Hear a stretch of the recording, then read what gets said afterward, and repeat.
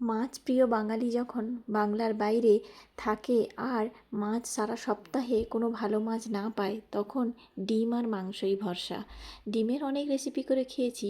সেদিন ফেসবুকে ভিডিও দেখতে দেখতে এই রেসিপিটা পেলাম, বেশ ভালো লাগছিল। দুদিন আগে শরীরটা ভালো ছিল না, মুখে কিছুই রুচি নেই, মনে হচ্ছিল শুকনো শুকনো ঝাল ঝাল কিছু খাই। এটাই বানিয়ে নিলাম। একদিকে ডিমটাকে পেঁয়াজ লঙ্কা দিয়ে ভালো করে ফেটিয়ে রাখলাম, তারপরে তেলে জিরে, কাঁচা লঙ্কা, পেঁয়াজ, টমেটো দিয়ে ভালো করে নুন দিয়ে কষে ওপর থেকে হলুদ গুঁড়ো, লঙ্কা গুঁড়ো দিয়ে ওই ফেটানো ডিমটা ওপরে দিয়েছি।